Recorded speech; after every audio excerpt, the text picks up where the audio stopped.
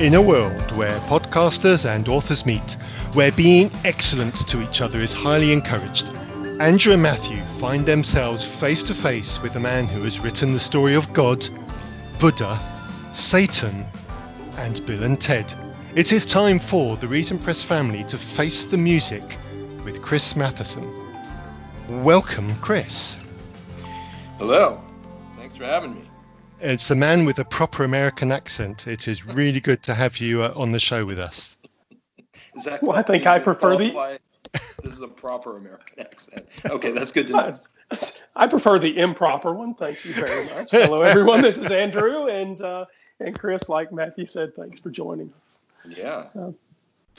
So before we get started, because the show is going to be a lot of fun today, folks, most of you will have read the news in the last 48 hours about the explosion in Beirut. And all of you listeners know we don't have a Patreon account. We don't ask for contributions to the show. This is an entirely free podcast. And I don't know that we ever have plans for that to change. But if you're listening to this and you have seen the news, maybe you can reach out to a relief organization and help with the problem in Beirut. If you can, we certainly encourage you to.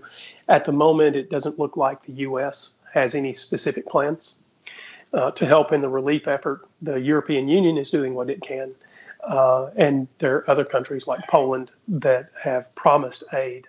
But at the moment, there are 300,000 people in Beirut who are displaced. And it's a country that is already economically depressed. And so if you're listening, those folks are suffering, and we encourage you reaching out in any way that you can. And with that, we will try to recover the show and move on. But like I said, reach out if you can, and thank you. Thanks, Andrew. I really want to endorse that as well. I must be honest, when I first saw the footage of that explosion, the first thing that went through my mind was, golly, that's good CGI. But it wasn't. It was real. Yeah. So I don't know what happened there. Obviously, there are conspiracy theories already abound, right? There's some Russian operative. There's some Israel operative. There's, who knows? But whatever happened, a lot of people that need help. So International Red Cross is chipping in, and they've declared it a city disaster or something. Anyway, it's a bad problem. So Matthew, what are we having today? Today is completely opposite end of the serious spectrum to that.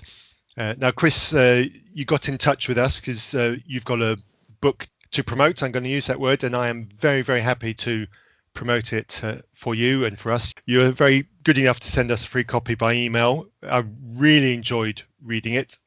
I have to confess, because I read your other book first, I've only got halfway through the book that you sent us, but I am enjoying it. It is the story of Buddah.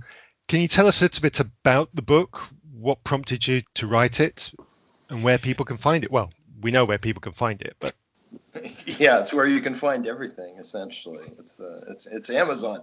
I wrote the God books first, and then I presume we'll talk about those at some point. But on the other side of that, I wanted to keep going. I wanted to keep sort of digging into major world religions, major belief systems, and kind of probe at them and see what they really looked like if you took a bright spotlight and focused on it. So the Buddha story is the life of the Buddha told first person, from birth to death, with a lot of past lives mixed in, because he has an awful lot of past lives, and as a comedy. And it's based on a lot of Buddhist text that I read. They don't have one, there is no one definitive Buddhist text. There is no equivalent to the Old Testament or the New Testament or the Quran or the Book of Mormon. They don't have one book that they base the religion around, but they have a bunch of them. There's a lot. So I spent about a year reading them all, and at the end of it, I found myself, and I wasn't sure what I was going to think going in, because Buddhism has this kind of reputation for being the cool religion, right? Like you can actually be cool and be a Buddhist, you know. You can be kind of hip, you can be kind of an intellectual, you can be whatever. And I'd met some American Buddhists along the way, and I didn't really much care for them. I thought they always seemed kind of smug and very pleased with themselves. So I had that sort of, predisposition, I guess. And when I sort of emerged from doing all of this reading, I thought, well, this is just as laughable. This is just as ugly. This is just as mean-spirited. This is just as stupid. And it's as Christianity or Judaism or Islam, and it's really fraudulent. It struck me as just incredibly fraudulent that it's ostensibly about no ego, but it couldn't be more about this guy's ego at the center of it, Siddhartha. And I was struck by again and again and again, their stories are meant to make him sound incredible, make him sound amazing. They're glorifying him, but every story he comes off like a complete tool. He's horrible in every story. He's obnoxious and he's arrogant and he's a braggart and he's a fake and he's stunted and he's cruel, and to everybody. To his wife, to his son, to his mother-in-law, to his sidekick best friend. He's stunningly cruel and mean from beginning to end. And so I thought that was funny. I thought that made him a good comedic character. And then the beliefs, those supposedly beautiful beliefs at the center of Buddhism, I didn't find them beautiful. I don't find them beautiful at all. I think they're, I don't accept personally that life is pain, life is suffering. I think as a starting point, that's very misguided. I don't accept that the goal of life should be basically just to escape it, shut down everything, shut down pain and cease to exist.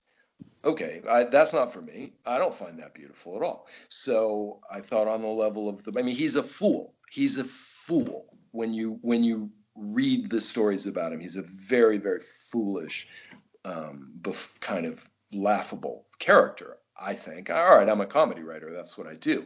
But it wasn't difficult. And then I thought, and the beliefs are not beautiful. I think they're kind of actually repugnant. So there you go. That's why I wrote it. And that really does come across in the reading of the book. Like I said, I haven't managed to make it all the way to the end, but I am genuinely enjoying it. I'm about halfway through. And what you've just said does come across. There's a bizarre ludicrousness about some of the events that happened. Even looking at it without the filter that you've put on the story, just looking at the base of it, like pick one, the rabbit that was it the fish that sacrificed itself to be eaten. I mean, it's laughable in every context. It's impossible to take that kind of thing seriously and look upon that kind of character as anything but egotistical and ludicrous. And it really does ooze out of the story that you're telling. And what I really like about what you've done in the telling of the story is that when you come to the really bizarre, questionable moments like that, you've got in brackets the reference to the book so that people can go and look it up and go, he's telling the truth. This is really what they say about him. Yeah, I thought that was important. I mean, I did that in the God books, and I had a few people say to me afterwards, like, I couldn't believe the what you were saying was true, and so I checked the Bible, and there it is, and that seemed important to me. In a way, I'm trying to hoist them on their own petard, in a sense. Yep. Like, I'm not making this up. This is your story. Yeah. I mean, kind of the starting point for the God books and this is, what if everything you guys say is true? What if it's all true? What if it's all literally true? What does that story look like? Who do these characters have to be if what you're saying is correct? Because I'm going to take you 100% at face value. It's true. It's all true. So what does that look like? Who is that? Right. So I'll say for the listeners, I can spell Buddhism well enough that my spell checker will correct me properly. And that's what I know about Buddhism, is that I can spell it just well enough to get the spell checker to give me the right suggestion. Yeah. But it struck me right at the beginning. So at the beginning, when you're describing the story of Buddha, one of the first things you have to grapple with is Buddha's mother, right? Yeah. Yeah. And I thought, this is it's funny to read the way you cast the story, right? But is the comedic way that you cast the story actually a reflection satirically on the Buddhist texts and making her barren and her having to die and all of that sort of thing? Is that really part of the story? Oh, yeah. It's essential because he's so fantastically wonderful that, well, first of all, he can't come out through her birth canal, right? Because it's polluted, Right. It's corrupted. So he somehow has to emerge from her side and then run a few steps and proclaim, I'm the savior of the world, or I'm the master of something ludicrously bombastic and pompous for a newborn to yell. And then after his birth, it's not because he's such a sacred creature, I guess, that his mother, her body can't ever, she couldn't ever conceivably have another child after him. In effect, she has to die because she can't live on. She's fulfilled her purpose and she has to die. And that's the way all those stories are written. I'm not making that up. That's how they tell the story. That's, again, there is interpretation, of course, and I'm satirizing. Sure. But I am taking them at face value. And that's how they tell the story of his birth and the death of his mother. It's really ugly, and it's really, really misogynistic, of course, as all these major religions are. They're all really misogynistic. But I was somewhat surprised that Buddhism was as misogynistic as, Judaism, for instance. It is. I'll tell you one thing that I noticed about myself when reading through the Buddha book is, one, I find it more ludicrous and more ridiculous than the parody of Christianity that you've done. And the other one, and I'm struggling to explain why, but it's possibly related, is I'm laughing more. And I'm one of my theories as to why I'm laughing more at this than I did at the Christianity one is I used to believe the Christianity one, whereas the Buddha one I've never believed. So it's easier for me to laugh at it. Have you had any other kind of feedback along those kinds of lines for the books? No, I mean, the book hasn't even really, technically come out. It doesn't come out for a couple more weeks. So I've gotten very limited feedback on it, but I understand what you're saying. God, I would say writing it, something that I felt was that the Christian story is really steeped in pain and suffering throughout.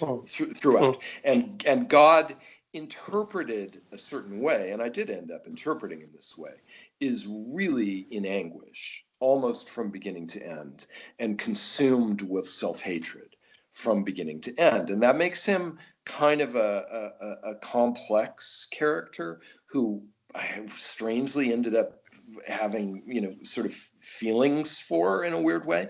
And the Buddha is a smug, self-satisfied, self-aggrandizing braggart from beginning to end. There is the pain in the Buddha story, and all good stories need pain, in my opinion. That's what gives them depth. All good comedy needs pain. That's what gives it depth. And the pain here is in his son, it's in his wife, it's in his mother, it's in his friend. He causes pain. I mean, what they say about narcissists, I think I've heard narcissism is the disease that hurts other people. And among other things, he would seem to have been a profoundly narcissistic man, and he hurts the others. He really hurts people, but it's written first person, and he doesn't really seem to feel much pain, except he gets tweaked. The people don't give him, the respect and admiration that he wants all the time. And so in that sense, I would say, yes, the laughter is different. I experienced it when I was writing it. Yeah. One of the things that this may speak to my own personal psychology more than does the book, but one of the things that resonated for me in a God story, a story about God, is just how much shame is required to tell the Christian story. And so I appreciated that it very much appears that the Jewish and Christian God likes murder, right? I mean, this is a dude who washes everyone off the face of the planet, and then he kills people by fire in Genesis 19, and he kills little children with bears. And by the way, folks, none of this is made up. The flood, Genesis chapter 7, starting in chapter 6, Genesis chapter 19 for Sodom and Gomorrah. There's no good way to tell this story. Exodus 21 and Leviticus 25 having to do with slavery. You cannot get away from the absolute immorality. Well, I don't know. As an atheist, should I say absolute? I'll let it pass. You can't get away from the stunning immorality of the God story, of the Christian God story. But as much as all of that pain, as much as that God wanting to promote his own will, to force his own agenda, to require people to love him, as much as all of that, there's this whole story of sexual shame that is equally convoluted in my mind, or at least you were so good at writing that the poignancy of shame in the story came across for me as strong as that of the pain of the story. So I guess that's just effusive praise, but I really did think that was worth drawing out and that it was well done. Oh, thanks. I think that there is the most, because I spent a lot of time thinking about this character, and I ended up feeling that the most interesting interpretation was that he hated himself, and that's the starting point of the whole thing, and that we look like him. We're made in his own image. That's explicitly stated. And he hates us. He hates us, hates human beings. So he hates himself. He hates what he sees in the mirror. And why does he hate himself so much? Well, he has a brutal existence if you really think about it, because he's just alone. He's always alone. He never has anybody. He never has a mother, never has a father, never has siblings, never has, all he really has is an eternal enemy. And then he has a son who he has brutally murdered. That's his life. That's his emotional life. It just couldn't be more grotesque and horrible. And his sexuality is it's not even ambiguous, actually. I mean, if you just had to read the text and say, is this character heterosexual or homosexual? I think you would have to say, on the basis of what's on the page, he's more inclined towards being homosexual. He's very, very drawn to men, and he can't stop talking. He's very interested in penises, and he's very interested in balls. He just is. He talks about them a lot, and he finds women gross. and repulsive and unclean and impure and distasteful. And Eve's basically from the start responsible for everything bad that ever happens. I mean, she's kind of a little villain in a way, right? Even though he made her, she's responsible for everything bad. He doesn't like women. He doesn't even give them names for the most part. And he's fascinated by men. And so given that he does have, in my view, there's so much self-hatred at the center of this, I thought, well, maybe that's part of why he hates himself so much. He just can't, he doesn't know what to do with that. He doesn't know what to do with those feelings. Two things there. One of the things that I didn't realize, I was a theology major in college. I was a Christian up until at least my mid-30s, slowly winding my way out over that time. But one of the things that you drew out in the way that good authors draw things out is just how many times the Christian God doesn't know the name of the women in his story. Yeah. That was remarkably well done. It was. And just to double down on something that I say occasionally on this podcast, I don't understand the Christian God's reasoning in blaming Eve. So the story goes that Eve is deceived by Satan, and she eventually deceives Adam, and because of her weakness, she is punished with childbirth, and she's has to remain in submission to her husband. That whole story. Well, my problem with it has been in the last few years that Eve was in mortal combat with what had to be a supernatural creature, the serpent in the garden. Whether you think the serpent was Satan or a representative of Satan or whatever you think, it clearly wasn't a natural being in the same sense that Adam and Eve are natural beings in the story.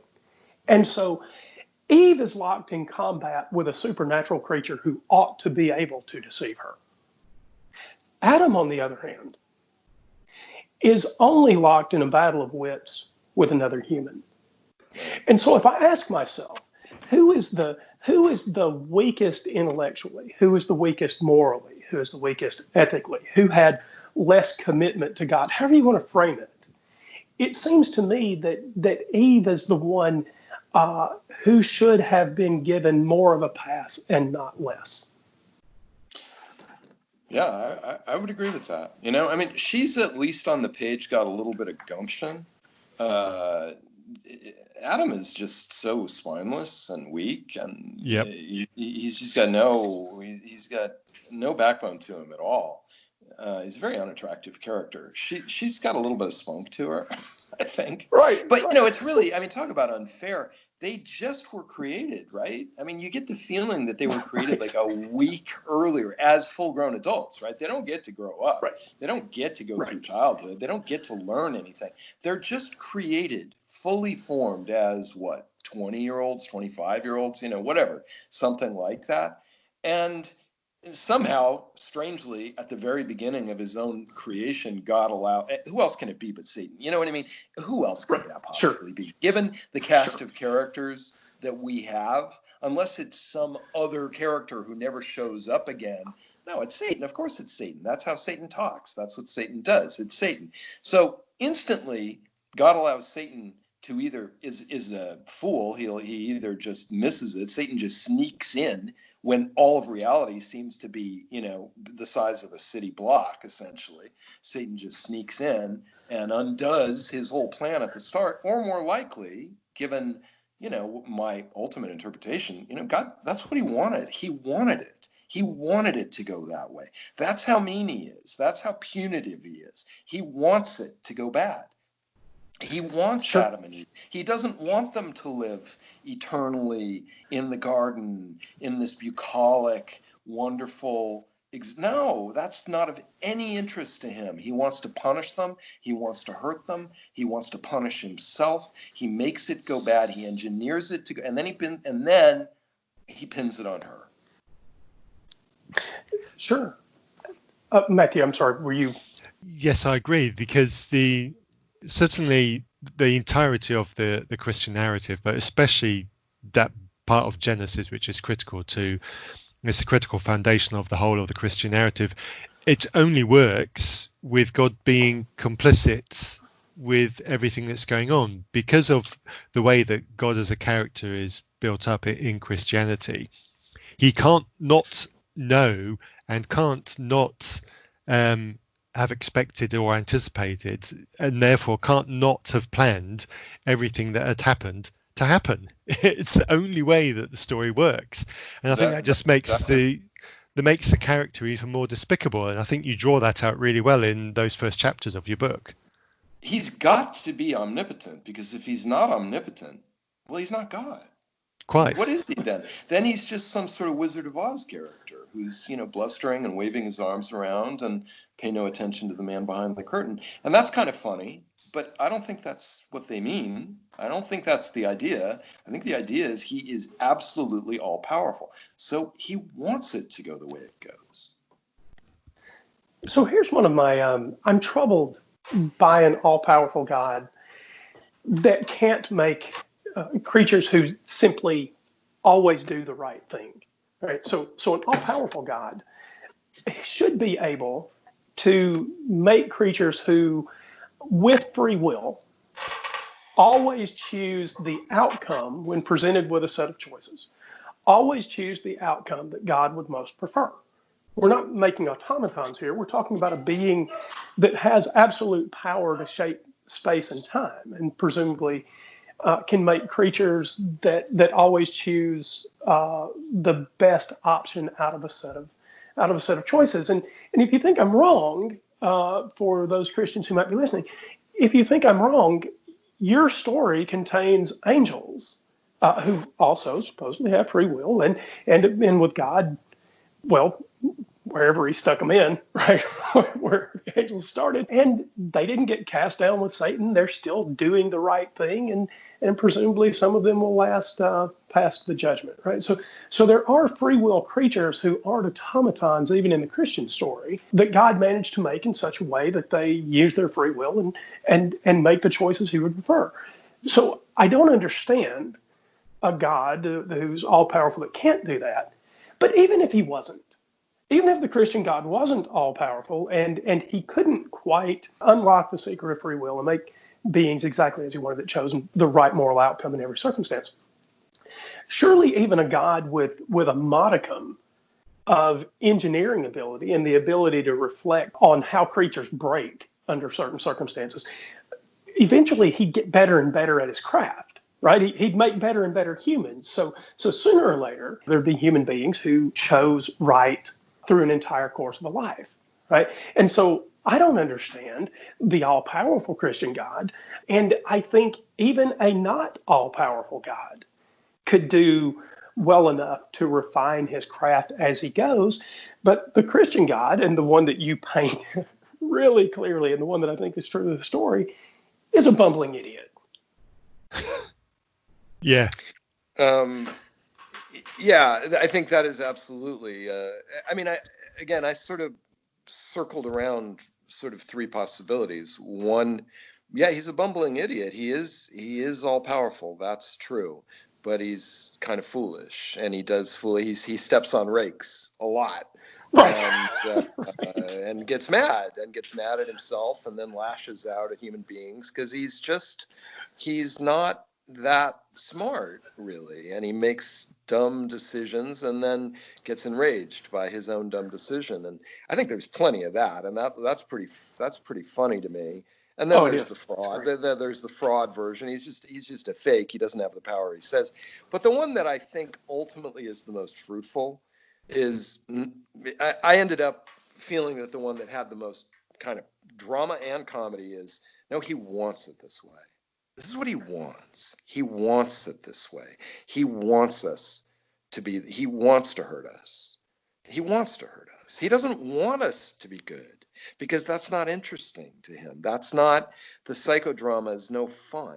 He wants us to be bad so he can punish us, and then we'll beg for forgiveness, and he can forgive us and be nice for a minute, and then we'll just go bad again, because we always go bad, right? Because we're so drawn to wickedness, because we're so weak and we're so lascivious, and we're going to turn bad, and then he can punish us again. And it's just, he seems to enjoy it. He seems to enjoy that cycle. Yeah, I think that's right. I'll tell you, when I finished that book, one of the things that terrified me putting my Christian hat back on was if your writing had any sort of prescience to it at all, if there was even a glimmer of truth, if there was any prescience in it, heaven's not the place Christians think it is going to be.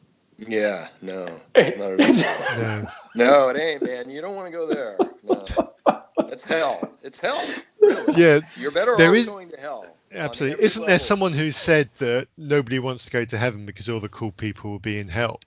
Well, that is for sure true. Yes. Yeah. But heaven ends up as they describe it. You know, Yeah. You're just going to have the name of God stamped on your forehead, and you're just going to pray eternally to God and Jesus while they hold forth. That's it. That's heaven. And hell, well, you know, who knows? Satan's not really that mean. You know, given what a bad reputation he has, he's not really that mean. Who knows? All the cool people are going to be there. There's presumably going to be physical pleasures, because Satan's not opposed to those. And, you know, this is going to be more fun. You'll be able to laugh at things and joke around. I mean, it's a no-brainer, really. Yes, quite. There's two things that you pulled out in the book which had never really occurred to me before quite so clearly as the way you extracted them in the book.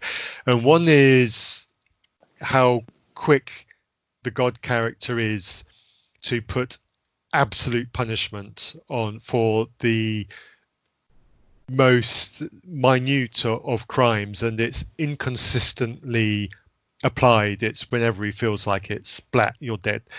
And the other thing that really jumped out at me, which took me by surprise, and when I thought about it for about 30 seconds, I thought, why did I never see that? And that is how different the Jesus character is from the God character.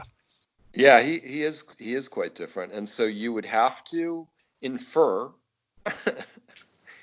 he's got a lot of his mother in him. You would have to. Now, they don't think that. They just think Mary's a vehicle, right? Mary's nothing. She's just, they don't even understand that she contributes. But he is different. He's his father's son in certain ways, but he's stranger. He's more mysterious. He's deeper. He has a little bit of beauty to him. He's sad. He's human. He's sometimes like kind of bombastic and self-centered like his dad. That's true. But no, he's different. He's more like his mother, I would say. He's got to be. And was there anything specifically that made you make that difference so obvious in your writing? Because there are people who have been Christians for many years who haven't cottoned on to that. To the difference between God and Jesus? Yes. Well, Jesus is I mean, he does not so often. A lot of times he just talks about himself. That does resemble his dad. But he does talk about love at times, and he does talk about compassion at times. But I think the moment that's most, you know, it's kind of indelible, right? It's horrifying and it's deep, is when he's dying and he says, why have you done this to me? Why have you forsaken me? Why have you forsaken me? And it's really haunting. It's really, really haunting. And it really raises a bunch of very weird questions. Like, did he not know? He must not have known. He didn't know what was going to happen to him. He didn't know that he was going to be sacrificed. He didn't know. And he's dying in agony. And it's like, why did you do this to me, Dad? It's very strange. It's very sad, I think, and it gave me a whole different feeling about him. I thought when I first the cross scene is very well done, and I wonder. Okay, so this is 10-footed Jesus, right? He's hanging on the cross, I guess, but it occurred to me at that point in the story that there was another potential explanation about why they're equally destructive for the story.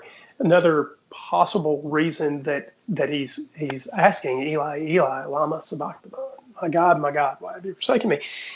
And that is that at that moment, the man Jesus surfaces and gets maybe his first moment to speak, because the God Jesus has, this Christ, this King of the Jews, he's the speaker, and so maybe for the first time we get a glimpse of the human Jesus, and I wonder, even in the Christian telling, is this the place where you should legitimately concern yourself with the idea that there wasn't a sinless Jesus? That anytime the human Jesus could surface, if we could capture those moments, we would see an imperfect Jesus. Someone who didn't believe the story as deeply as the divine Jesus is pictured in the pages of the New Testament. I don't know. Well, as I read it, and again, I come to this as an outsider. I'm not somebody who grew up as a Christian. I didn't have any particular bone to pick. I really didn't, I'm a comedy writer. And, so comedy writers play with satire sometimes. So that's what this called for, I thought. But I didn't have any emotional thing of my, the priest who messed with me, or, with some oppressive, religious voice in my head. Nothing at all. So I felt like I could kind of read this stuff, not objectively at all, because that's not really possible, but it's not colored by a lot of previous experiences. So my experience of reading him was like, he's not sure who he is. He's not sure what he is. He's confused. He doesn't know what he is. He doesn't know. He's riding a whirlwind, kind of, this guy. He doesn't understand exactly what's happening to him. He doesn't know where it's going. He's kind of scared at times. He's excited. He thinks, he probably is this thing, the Messiah, but he seems not totally sure about it at times. And I found that really, really interesting. It's only in John, it's only the Gospel of John, where it's all kind of airbrushed and it's all fancied up, and suddenly he's that version of Jesus. He knows exactly who he is, and it's all polished up. And I kind of don't like that gospel very much, because I think it's not interesting at all. It's Matthew and Mark are the two interesting ones, in my opinion. But I don't think I think he's quite human throughout, even to the point of having a kind of a sarcastic sense of humor, which I like. His dad has no sense of humor. His dad is just like all narcissistic bullies. He doesn't have a sense of humor. Or if he does, it's just kind of mean. Jesus has kind of a strange, droll, sarcastic sense of humor, which I thought was interesting. Well, you certainly managed to capture it well. And right after so there's a great scene in the book. Right after the scene on the cross, God snatches Jesus back into heaven, right? And there's this moment where they sort of meet for the first time, right? And they manage to miss each other in the hug, right? One tries and the other one backs up, and the other tries. It's sort of this great thing that captures the essence of the disconnect. You and Matthew were talking about it a moment ago. The disconnect between Jehovah God and this Jesus character, right? They don't seem to share a lot in common, and one wonders. And it was captured well. Do they ever actually speak to each other? Yeah, right. I know, it's a good question. Right. It's the most tortured It's the most tortured father-son relationship imaginable. Yeah. And yeah, so it was really it was a pleasure to read, and I think so many of these elements spill over into the Buddha story. So we keep talking a lot about the story of God, a story of God, but this same sort of disconnect between what a God can want for humanity and what humanity can possibly want for itself. They're fascinating parallels, right? And it is the reason I think that when I walked away from Christianity, I could not pick up another, and I'll use air quotes here, another sacred text and take it seriously, right? If we can't look at each other eye to eye across a table and say, I won't harm you because you're human like me, because we share the same fates, we share the same hopes, we share the same desires, we share the same potential outcomes. I won't harm you because you're valuable in yourself. If you're the kind of person that needs an intermediary to give you that sort of intuition, I think it's not the atheist who's the problem. Right. Well said. Well said. One thing that's the first time anyone's ever said that to me. Yeah. So I don't know what I'm going to do now. I'm going to put that bit on echo so that everybody can remember. There's one bit that is blindingly obvious from anybody who's read the Bible and looked at your book, is your book is considerably smaller and shorter than the Bible. And it wouldn't be possible to write your book and cover absolutely everything that's covered in the Bible, because you'd end up with something that was just too unwieldy and it would stop being funny before you got to the end. How difficult was it choosing what to write about and what to cut? And given that book's now about 5 years old, are there anything that you wish you had now put in the book 5 years later?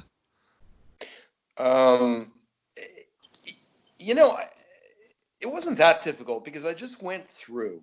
I just combed through. I just kept combing through, looking for the things with a little pen, a red pen, and I would just, every time I hit something that I thought was ridiculous, I would highlight it. I would just put an exclamation point next to it or a star or something, and they clustered in certain places, certain thing. Certainly Genesis was filled with them, and Revelation filled with them, and Job was filled with them, and Kings had a lot of them. And then there were other stretches where, certainly the long chronology stuff, generational stuff, there's not a lot of comedy to that.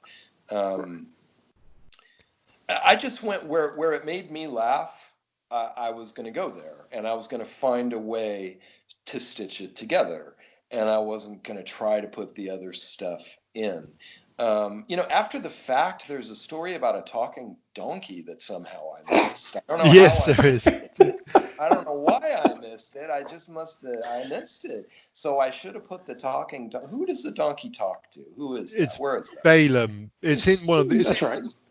Balaam is the owner of the donkey, and the donkey. It's in one of the Old Testament prophet books, isn't it? I'm trying to remember. The exact book that it's in is escaping me, but yeah, it's Balaam's ass.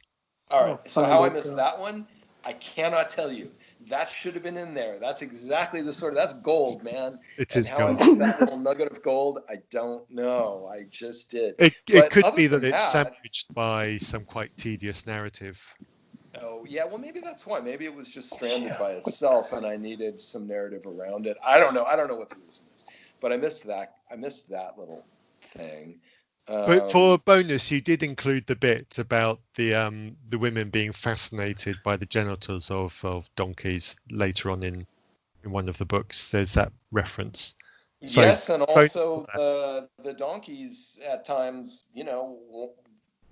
responding in kind and being, perverse and wanting to have sex with the women and therefore needing to be stoned to death. I love that. That kills me, that sometimes the animals want it. That's why they have to be, the goats want it. That's why they have to be stoned.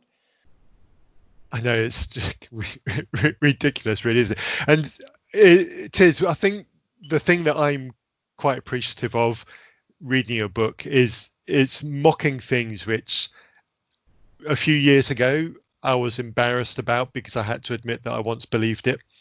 And I'm now in a safe place where I'm quite happy to mock those former beliefs. Which one of the things, because obviously as soon as I knew that we were going to have this opportunity to talk to you, and I knew that the God book was a few years old, and I knew that I had to get that and read it, and I listened to one of the other podcasts that you've been on to, and in preparation, listened to your interview there, and started reading some of the reviews of it. And the Amazon reviews of your God book, and seriously, listeners, go buy the God book, go buy the Buddah book. Links will be in the show notes, but genuinely, please, if you want to support this show, go buy Chris's books. I heartily recommend them. But reading through the Amazon reviews for the book was a pleasure. And then I got to this gem of a review which said, if you're a Christian reading this, I can't see how you would give it more than 1 star. You're just not going to enjoy it. Move on. Yeah. And to answer the question you both had very quickly, Numbers 22 is the chapter with the talking donkey. And yes, go buy the story of God and buy the story of Buddah. It's coming. Do you have a release date? Yeah, it's August 17th.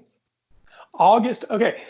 Please go buy the books because they're both fantastic. The question I was going to ask, actually, Chris, is the Story of God book is old enough that you've probably had a fair bit of feedback. Presumably you've had a lot of positive feedback from atheists, specifically people like us who are former believers. What sort of feedback have you had from believers on it? I'm not on social media at all, anywhere. So I'm not really, I just don't open myself up to anything. So the only place I would see it, honestly, would be on Amazon, on like reviews there, or any place else that there might be reviews, where a few believers have gone after it. And I'm pretty sure that I've got, and comments maybe on, maybe podcasts like How I'm Going to Burn in Hell Forever, that kind of thing, obviously, of course. Not if I kind of was on Twitter or something, I would think that probably I would have gotten some of that, but I'm not, so not really very much. I haven't gotten any, threats or anything thus far, luckily. God's saving a lightning strike for you, I'll have you know. It's got to be. But, I ended up, this is going to sound really self-serving, sorry, but I'm going to say it. This is not specifically just about me. I think there's an interpretation of God. Their version of God is so stunted, right, and so pathetically needy and insecure and so kind of puny and ego-based. And that's absurd. That's absurd. We're talking about supposedly the creator of the universe, and that character just simply could not be like that. And if there was any sort of consciousness that gave a damn about what humans were doing, which seems very, very unlikely given the size of the universe, but let's just say that being existed, why wouldn't that being just be want us to ask questions, want us to poke at things, want us to challenge this silly fairy tale that was made up thousands of years ago and even laugh at it? I mean, what does that doesn't seem that implausible to me. I'm inclined to agree, actually. Any being that is that great, that awesome, that majestic should surely have a thick enough skin that it can handle a bit of mockery. Yeah. And I mean, maybe they're wrong. Maybe the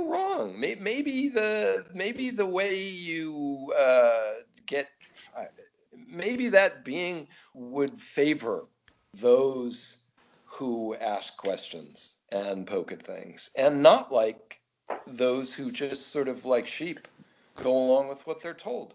That's not impossible. I said that too. I used to have an evangelical friend, and I said that to him at one point. And he just did not like that. He just stared at me kind of like, well, that's just the most ridiculous thing I've ever heard. But it seemed like a legit question to me. Did your evangelical friend ever follow up? Was there ever a moment where you got to dig in any further? So do you think it's a good question? With regard to that specific question, I don't recall him ever responding, but we used to have long debates, like our kids were friends, and so we would hang out with as families, we would hang out on a semi-regular basis, and everybody else would just go and whatever, walk around, have a beer, grill some chicken, whatever. Me and this guy would just sit down and like a boxing match, we would just get into it. We would just go and just argue, which I thought was kind of interesting and kind of fun in a way. And Sure. Then at one point, he was like, "Oh, I'm just doing this because I'm trying to save you because I love you." And I thought, "Oh God, you're just taking all the fun out of it now." Yeah. I don't want. Oh God, that's so icky. Shut up! Don't say that. But that is the story of God. That is their story. Yeah, they're trying to save those. He would say, "There's a big waterfall coming," or something, and I'm trying to pull you into the boat before you go under. I was like, all right, well, good luck, dude. I think that actually touches. Sorry, you go, Andrew. Oh, okay, quickly. I'll listeners are going to get tired of me repeating myself. I certainly get it, but the thing that I find offensive there, and the thing that I don't know that I'll ever be able to get past, is as a Christian, I knew atheists who were as good as I am. Well, okay, so I admit it's a low water mark, okay? It's not particularly hard to be as good as I am. But I knew atheists who probably led much more ethical lives than I led as a Christian. And one of the things that I find almost enragingly offensive is that they're supposed to be coming down the tracks, this day of judgment, right? We're all gonna end up in lines with the sheep on the left and goats on the sheep on the right and the goats on the left, or pick your judgment metaphor. And there's not going to be one Christian in a line of 144,000. So yes, it is a low number, Chris. This is well spotted in the book, but not one of them is going to speak up and say, "Hey, God, sure, there's a bunch of rotten atheists over there in that line. But you know what? I had a friend that was an atheist, and he's a pretty damn good guy. Yeah. And I can't worship you if it's in your mind to take the good atheists and send them to hell too." There's not going to be one Christian who will stand up for one atheist. Yeah. And in that way, they're as cowardly as their God, and I reject them out of hand. I wouldn't worship that God if I thought he were real. I would, in fact, do everything I could do to hasten judgment, to bring it closer to hand every day, to keep fewer people out of hell. So the Christian God isn't worth our time. Yeah. Okay, sorry, I'm quitting. Agreed. To rewind back to what you were saying earlier, Chris, about the conversations you're having with your Christian friend, Yeah. I think you picked up on one of the difficulties with having these kinds of, or attempting to have these intellectual dialogues between those who do believe and those who don't, is the seriousness by which each side takes the conversation is very different. Yeah. And I think unintentionally that will occasionally poison the conversation and ruin it. You can't have that meaningful dialogue just to exchange ideas and then over a couple of beers then walk away thinking, yeah, well, we batted that around, we had some interesting points, etc. Because one of them takes it deadly seriously and has a bit of urgency about the message that they're trying to do. And it's, to them, it's not about batting around a few ideas and playing with a few ideas and just seeing what lands and what seems realistic and what doesn't. They actually take it deadly seriously. And I think that changes the kind of conversation that it's possible to have. Yeah, I agree. I mean, at a certain point, with regard to the can an atheist be a good person thing, I did. He said, because I don't know, I wasn't saying I was a good person because I don't think I am a good person, but I might have been just sort of contrasting. I might have been saying, do you think you're that much better than me? I might have been saying that, and because I didn't think he was, and I didn't think that he could make that case because he wasn't that good either in my view. But so what his response was, well, you actually are a Christian, you just don't know it, which I thought was pretty hilarious. You actually do believe it, you just don't know it yet. So he was in a backhand way saying, yeah, you're not a bad guy, because he basically trusted his daughter to come into our house and spend the night. He must have thought I was like not that bad, right? I'm not demonic or something. And he said, well, you're obviously a believer, and you just don't know it, which I thought was pretty. You'll be amazed. You'll be amazed how much that comes up. You said earlier that you don't do social media very much. Yeah. One of the things that I do, because of the podcasting and because of the post-Christian dialogues that I do, one of the things I do is I do try to have these conversations with the Christians quite a lot, and I meet that specific response quite a lot of the time. Wow. That you really do believe in God, you're just denying it because you want to live a life of debauchery. And it comes up a huge amount of times. The gall. Yeah. I know. I mean, the presumptuousness of that. Like, well, no, I don't. Actually. Yeah. You're being pretty presumptuous to tell me what I believe. Yeah. Well, right. And where does that end? It's not just right? what I believe, but what my motives are for denying that belief as well. Yeah, it's right. And where does it end if you actually believe? Oh, sorry, Chris, go ahead. Yeah, it always seems to be pride. Either pride or sexual lasciviousness. Those are the two things that will lead you away because from what you truly know in your heart is right. The two things that the God character is most obsessed with. He's obsessed with. Yeah, hates him. And you kind of want to ask. So, like Matthew, I encounter this quite a lot. Both locally and in online conversations, you kind of want to ask, okay, so my self-report is I don't believe. And if you're saying that I do, who do you think is a true non-believer? Can you lead me to a true non-believer? Because if you can't, your whole story is a waste of time. And I'm not sure why we're talking about if there are no true non-believers and I can't self-report that I'm a non-believer and you're just going to say I am. Well, who's the true Scotsman? Who's the true non-believer? I don't know where that line of thought ends. Yeah, I guess they think everybody knows. I mean, I subject myself to the Christian books sometimes. So is it William Lane Craig? Is that the guy's name? Yep. The apologist. Mm-hmm. And it seems to be his point of view that everybody knows. Like and it's just your ego that leads you to turn away from it and say, I don't want, but that everybody knows. Everybody. Yeah, so William Lane Craig is a particularly interesting case study.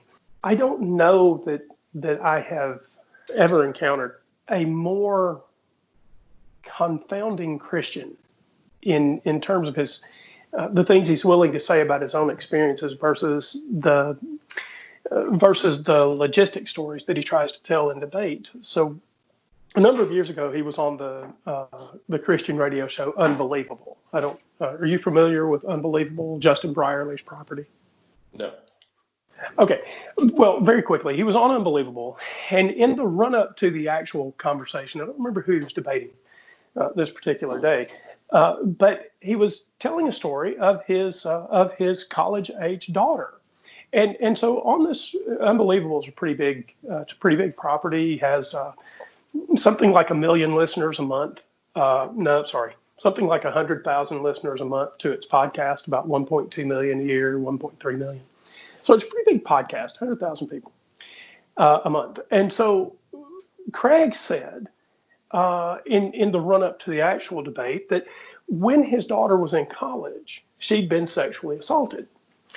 And he said that he felt like the reason for that, I kid you not, the reason for her sexual assault was because God was trying to teach him humility.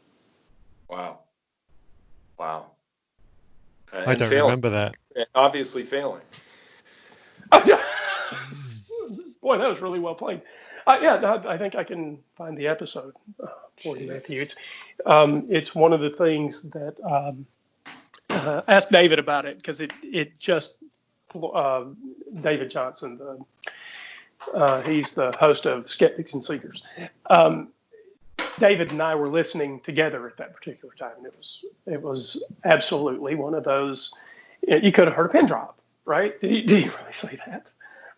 So anyway, yeah, his belief system. He's really ugly. His belief system and that reasonable faith. I think so. Yeah.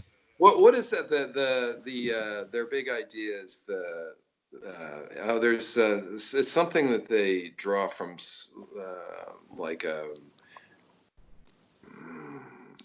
Are you talking about the basic idea is that God, because they're trying to deal with the question of like, well, what if you'd been born in Tokyo, or what if you'd been born in Bombay, or what if you'd been born in Tehran? You know, would you still believe what you believe? And what they end up saying is, well, God only puts bad people in those places. He knows who the bad one. He knows who the firewood people are, and he puts them all there. And only the good souls are placed where they're going to be Christians, which I think is just jaw-droppingly hideous way to look at it. It's just about the ugliest way of looking at other human beings that I can even conceive of. It's just horrible. He's horrid. I think he's horrid. Yeah, well, this is one of those things that I think naturally occurs out of Molinism. This particular kind of Christianity. That's what it stems from. Exactly. Yeah. Oh, okay. So look, if I wasn't sure that you were looking for Molinism, or I wouldn't have. So that was not delivered. I wasn't leaving you on the hook. I legitimately wasn't sure, and I had to think about it for a second and try to remember what his actual Christian view is, Molinism. So it took me a second, but yeah, I think you're right. I think this comes out of this sort of middle knowledge view that God has, and I think you're right. I think you're stuck with all of this ugliness of humanity, and all you can do when you get there is just double down on it, right? And this is my view, and somehow you become a representative of the moral monster that the God is. Yeah, right. Moral monster. Yeah, well said.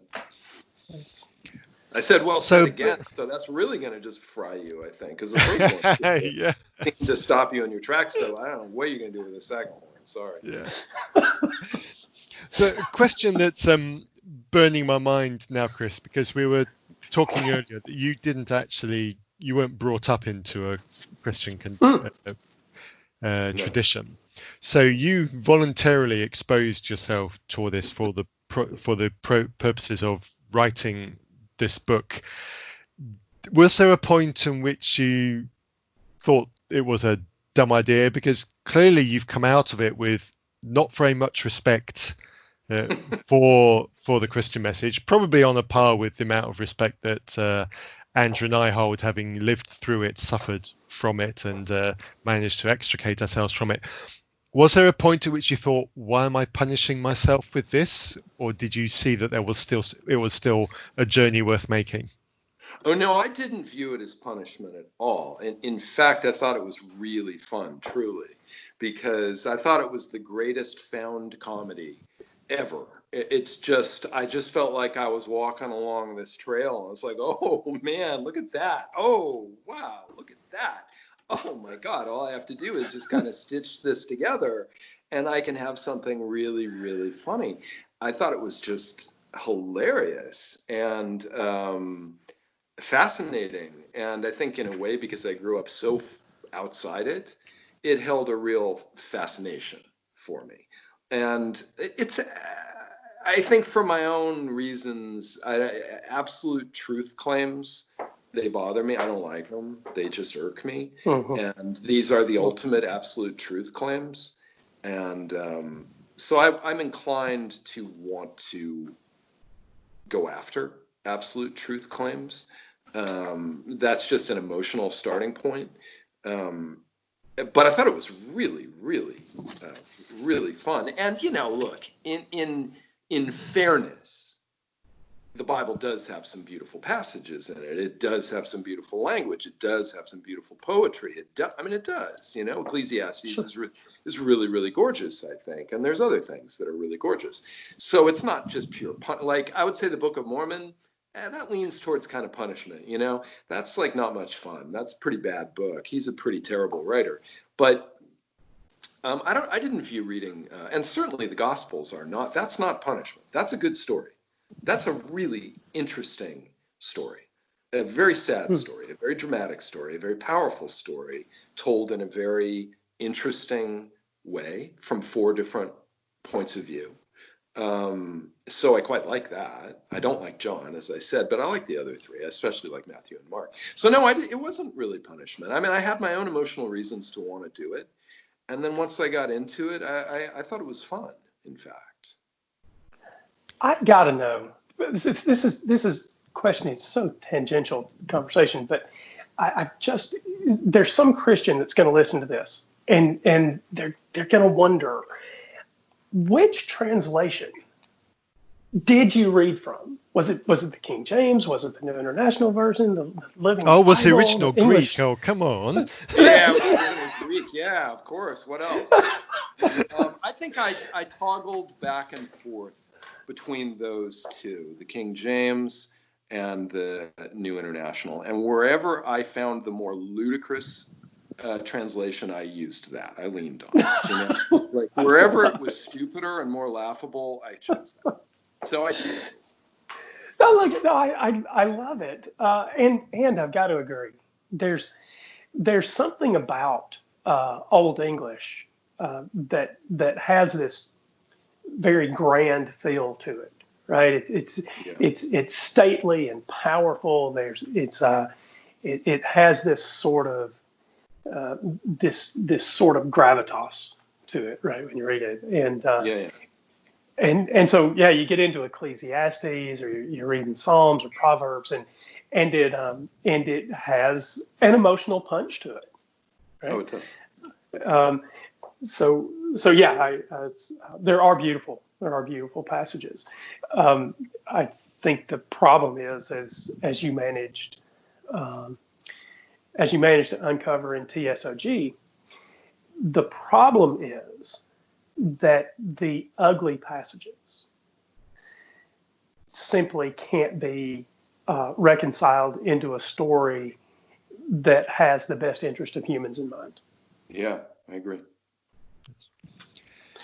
And talking of stories, I think I really need to move on before we run out of time.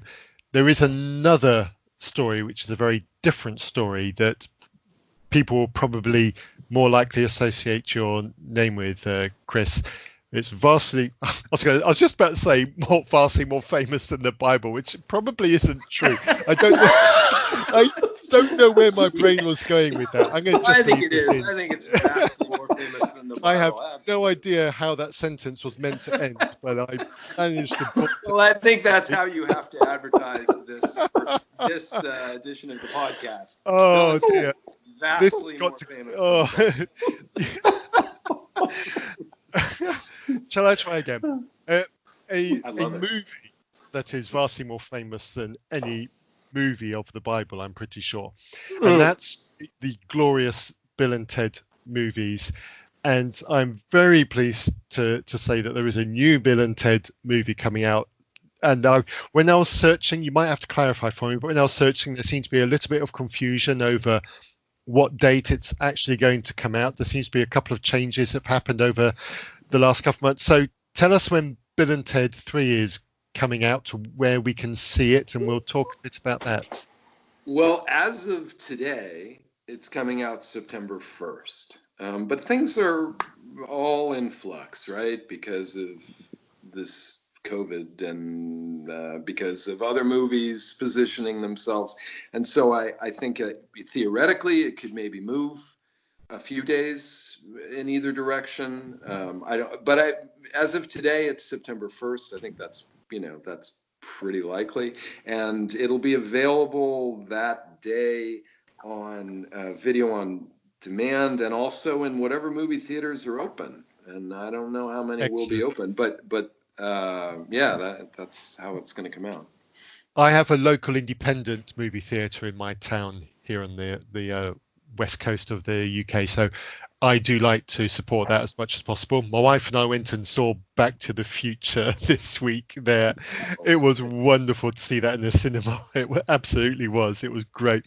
So I'll probably make the effort. I'll look out for that coming out, and I'll probably make the effort to support my local independent cinema to see that at the cinema. But obviously there are other areas to watch. And from what I can understand, you've been working on that for quite a few years. Yeah, we have. We got together. Ed Solomon and I co-wrote all three Bill and Ted movies, and in 2008 we got together with Alex and Keanu, and we had dinner with them, and just I think Ed and I had an interest in maybe trying to do a third. Well, we obviously did. That was the purpose of the dinner. Are you guys interested at all? And they were not uninterested. And there were certain starting points that they seemed to kind of like, namely that it hadn't happened, that their big promised world-saving mission had not been realized. And so it was at that point, 25 or 20 plus years later, and they were still struggling to kind of come up with this song that would save the world, and what that would be like to be told something in high school essentially and have not realized it in your 40s. They seemed to find that kind of interesting. So as a starting point, we had that, and then we just spent some amount of time, Ed and I did, coming up with a plot, essentially a story to tell that, to get at that idea. And around 2010, they signed off, and we wrote a draft, and then we did a rewrite for them, and then we went out to try to get the money to make it, and nobody wanted to do it in 2011. Really? 2000. No, nobody wanted to do it. Nobody was interested. Yeah, they felt that Bill and Ted was kind of a culty little hit. It hadn't made that much money. It wasn't really big anywhere in the world except the U.S. and English-speaking countries. But the UK it did pretty good, pretty well. And that who really wanted to see these guys close to 50 years old and not having pulled it off? And there was no real interest. So it just nothing happened for years, and then it started coming to life again, probably around 2016, which I'm pretty sure coincides with when John Wick came out, honestly. And by 2018, we were pretty seriously in business, and we made it last year, and it's coming out this year. So excellent, and I'm glad it's coming out. I've been looking to try and find the earlier two so I can rewatch them before I watch the new one, because I need to revise my memory. But certainly for the other two, for the people who are around my age here in the UK, when we talk about it is a film that defines. I was going to say, no, it doesn't really define us, but it is there in our memory. The whole be excellent to each other, and then the old air guitar thing. That is an indelible moment in our memories, and there are very few movies that create that kind of momentary impact. When I mentioned to a couple of my friends that I was going to have this conversation with you, the very first thing they said back to me was, be excellent to each other. That is the thing that comes back. So whatever people say, there is something that is long lasting about those movies. Well, I couldn't be happier that you guys in England and the UK dig it, because English comedy, that's it, man. That's it. It's the greatest comedy in the history of the world, and we're all in debt all Americans are in debt to it. Of course we are, because you guys invented comedy, and you guys historically are the best at comedy. And when Ed and I were so deeply inspired by Python. Python was such a profound influence on us both, that the idea that it would go on any level back the other way, well, that would be very gratifying.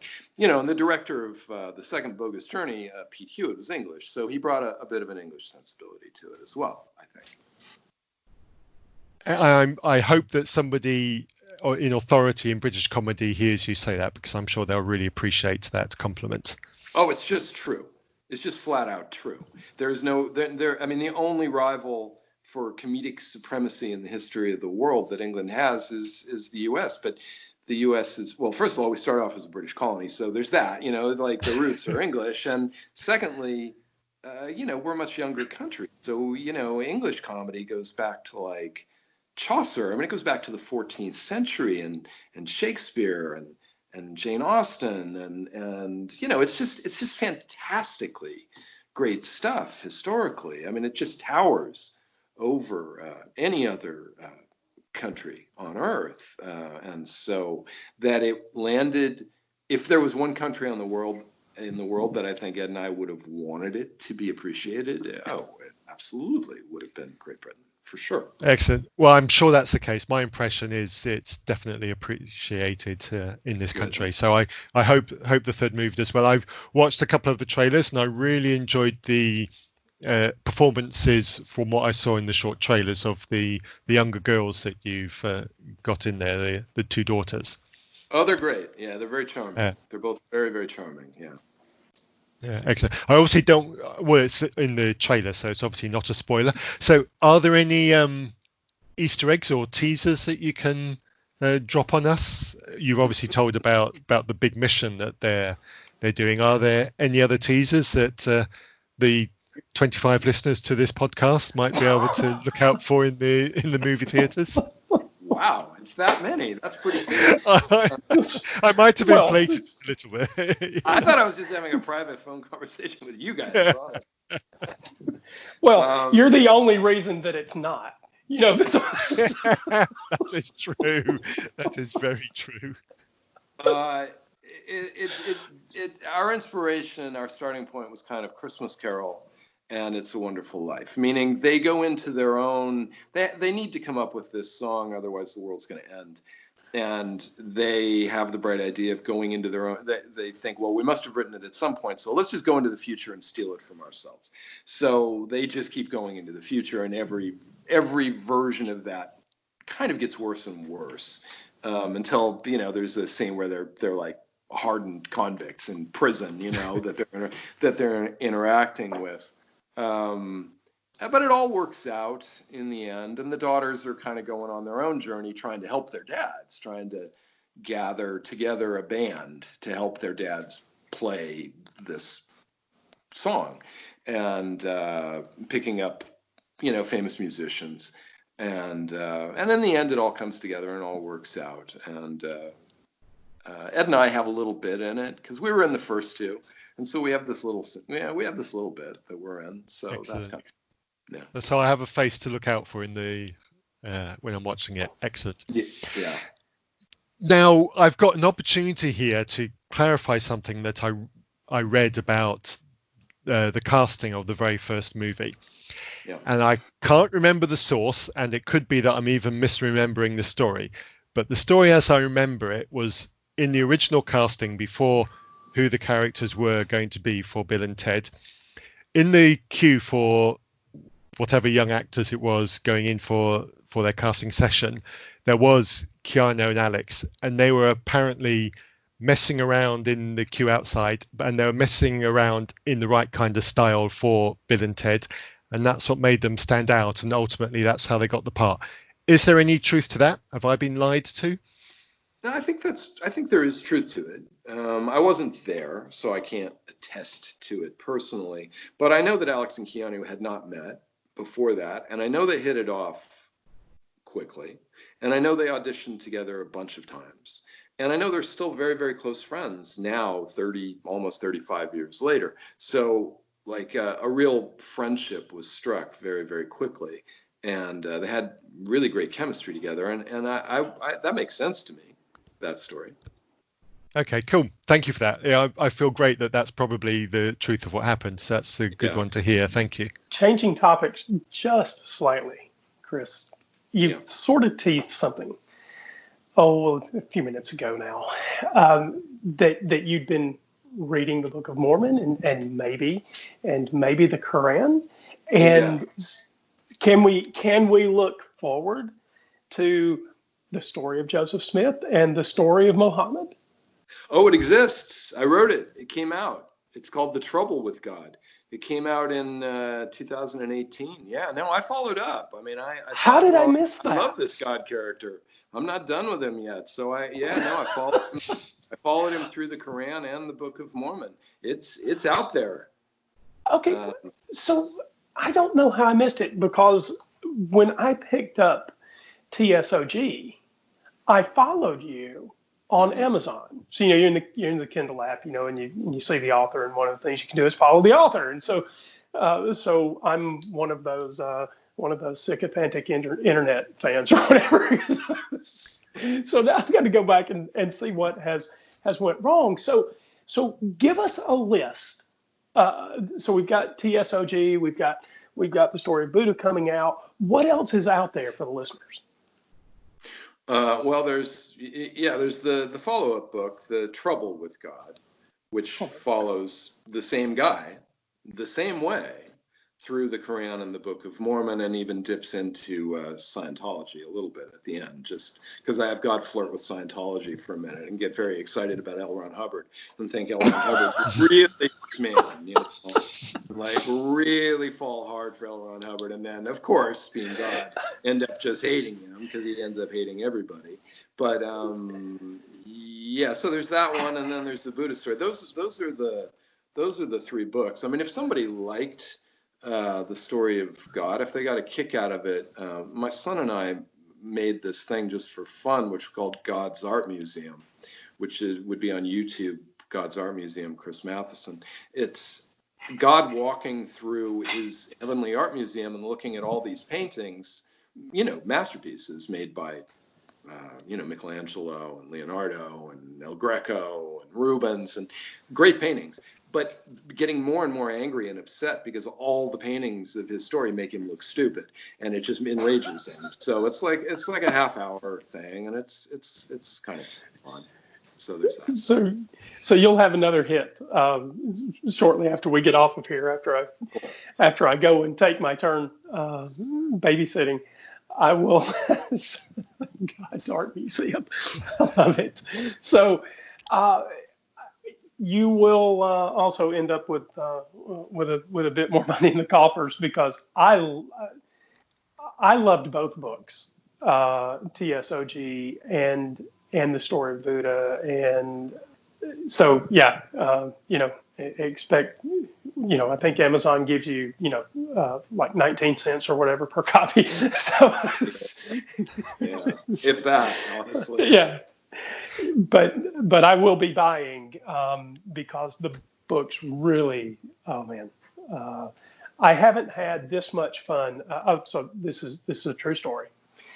I haven't had this much fun reading a book since I read a book about how The Simpsons was made.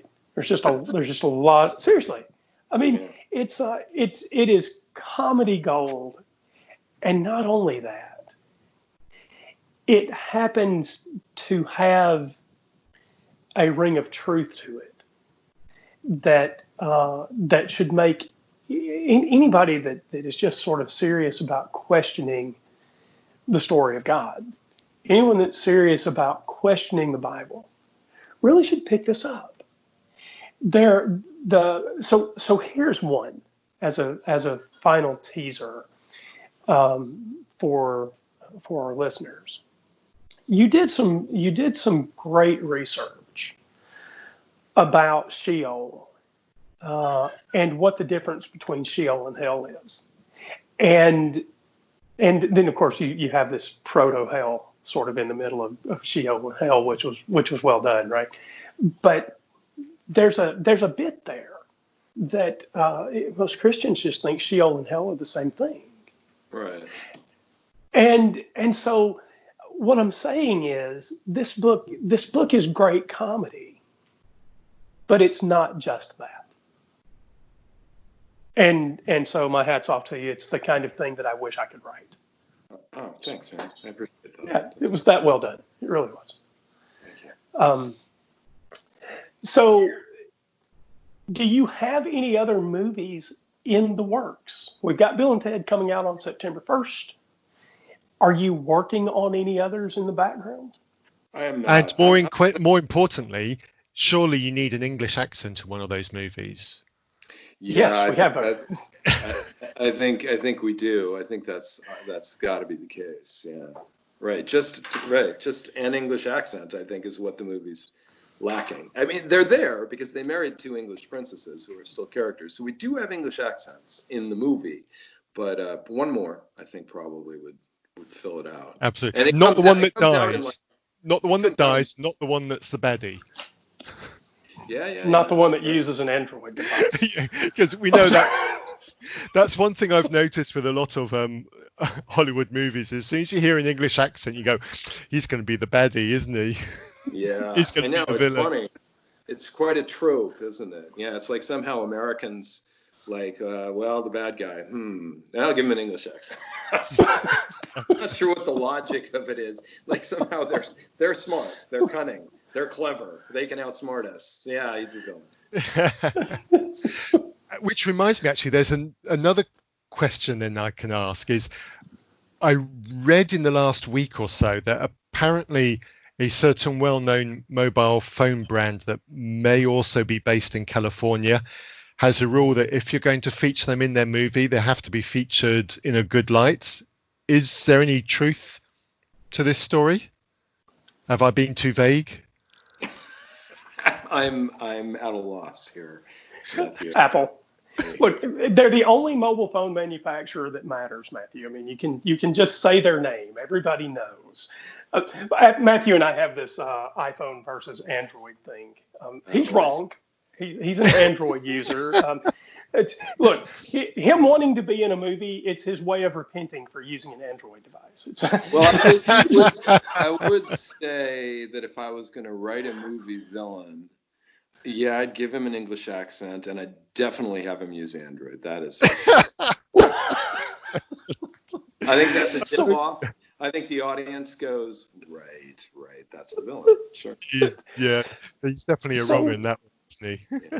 That's a good question, though. Does Apple require that if someone is carrying an iPhone, or there's an iPhone laying on a bar, or someone picks one up from somewhere they can't pick it up out of a gutter, does iPhone require that the product be featured in a positive light that you know of? I mean, most companies do. They don't let you just use. They don't let you just use their products. I mean, they have to give you permission, and they usually don't want. I mean, that would be true for Coke or any brand of potato chips or anything you can think of. So it wouldn't make them. I don't really know much about this, honestly, but I think they would just be like every other company if that was true. Gotcha. I mean, why would they allow people to go, yeah, my iPhone's a piece of shit in a movie? That's a good point. You can show the car up on blocks, but it can't be a Dodge. Okay, guys, that does make sense. So, Matthew, do you close? Are we at a close? Are we winding down to the end? Yeah, it feels like it. There's just the one final question, which is. I was wondering if you're going to. Great. Yeah, I did flag it up. I don't know if you saw it in the email, Chris, so I apologize if you're unprepared for this. But the one question that we do like to ask our guests when we talk about religion is, do you have a favorite Bible character, and who are they? Well, I mean, I have a bunch because I kind of love it and I'm fascinated by it. I mean, of course, the obvious answer is God because he's the star, right? And he's the whole book's about him, and so it's of course him, and then it's also Satan because Satan is the one character who kind of challenges him and faces him down and makes a fool of him. So of course it's Satan too. But if there's a human. I would say for me, kind of looking at it a different way, it's Solomon, because in my view, Solomon is the kind of the genius in the book. I think Solomon is the one who's expanding the book and making it much bigger and more interesting. I think it's because of Solomon that Ecclesiastes, which is really genuinely beautiful and completely refutes the rest of the book if you take it seriously, but it's really poetic and it's great, is in the book. It's why the Song of Solomon, which is pretty explicitly sexual, is in the book. It makes no sense. It makes absolutely no sense. They shouldn't be in there, but I'm glad it is. And I'm pretty sure, my own opinion is that Solomon is most likely the author of the Book of Job. And I view the Book of Job as a work of satire. And I think he's trying to kind of, he's questioning the whole set of beliefs within the book. So I think he's amazing. I think he was clearly kind of a super genius. And I think he makes the book a really radically different document. And I think if people had, he flames out, right? Because he likes women so much that he marries a bunch of women who are not Jewish. And so that's that for him. And it all falls apart after him. But I think he's fantastically interesting and great. And I think he was probably really brilliant and visionary. So yeah, Solomon. I like that answer. It's funny you talking about that. It brought up a memory when my wife and I married. I was still a Christian at the time that we married. She is still a Christian, and before we got married, we went away and we did a marriage preparation course run by a church. It was a fairly conservative church, so the course was fairly conservative and laid on the traditional Christian approach to marriage. But one of the bits they did when they started talking about the whole "you're going to have sex in this marriage," was they had a couple that were leading this, and they opened up Song of Solomon, and they did a reading from one of their chapters, and they were reading the male and female parts of the chapter, and it was really quite something. And they even finished off with a suggestion that maybe as a couple you might want to try this at some point in private in your bedroom. We never did, because the whole point of being in our bedroom on our bed without any clothes on with a Bible open in front of us just felt too weird. So we never actually followed through on that, but it was quite an interesting experience to hear a couple reading some of those sections out aloud as males and females and putting some emphasis into the words. It was quite something. There's definitely something you could do with that in a sketch. There really is. It gets funny when they try to say that it's like somehow a back and forth between God and Jerusalem, that God's the man and Jerusalem. No, that doesn't work. I mean, it's ludicrous. It basically means God thinks Jerusalem has nice tits. Which is it's absurd. But they do interpret it that way, and that makes it pretty funny. But if you just take it at face value, it's just Solomon. It's Solomon seducing a woman, and she's seducing him right back. And it's fantastic. It's great. It's absolutely great. It does not belong in the book at all, but I'm so glad it's there. I'm going to go away and read it now. Yeah. Thank you so much, Chris. Is there anything else you wanted to say that we haven't asked you, or something you wanted to ask of us? No, I think I'm good. Thanks, guys. Thank you. So to put a cap on your projects, all of them I think we've mentioned here, The Story of God and The Trouble with God are both available at Amazon right now. Listeners, go read them. The Story of Buddah comes out on the 17th of Yeah, can I August. just jump Is that in, right? Andrew? I think it's actually the Buddah story. Oh, okay. So It is. Just for But- clarity on searching phrases. That's a good catch. The Buddah Story comes out on August 17th. Is that right? Yeah. And then we have Bill and Ted, the next installment of Bill and Ted.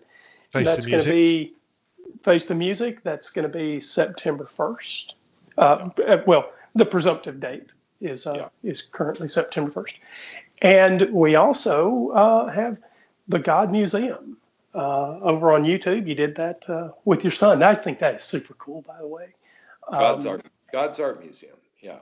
God's Art And Museum. for those who like it, we had fun doing it, so we did a little follow-up about Hieronymus Bosch's Garden of Earthly Delights. We sort of did the same deal with Awesome. Bosch's Garden of Earthly Delights, so it's a little follow-up. So there's actually two. We'll find links to all of those and put them in the show notes for those who are lazy. Cool. Folks, thank you for listening to this episode. If you have any questions, if you want to get in touch, if you want to discuss how rough a deal God got in this particular episode, if you want to shout out to us for any other reason, reasonpress@gmail.com. And also, you can leave us a voice message by clicking on the link in the show notes. And Matthew, that's my bit. This is going to go out onto both our feeds, both to Still Unbelievable and to Proscenium. So if you're listening to one, you don't need to listen to the episode on the other because it's going to be the same on both feeds. And if you only subscribe to one feed, then what? Subscribe to the other one as well, because we put content out to both feeds. Thank you so much for listening. Thank you, Chris. It's been a great past hour and a half, 2 hours, and I really hope we can find an excuse to do something like this again. It's been wonderful. Thank you. It's been fun. Thanks.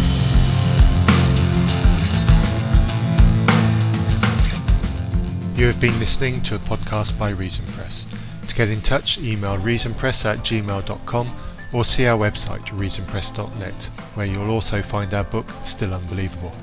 We welcome all feedback, and you might even end up on an episode. Our theme music was written for us by Holly. You can hear more of her music at soundcloud.com/hollybishop. You can support us by buying some of Holly's music and telling her we sent you.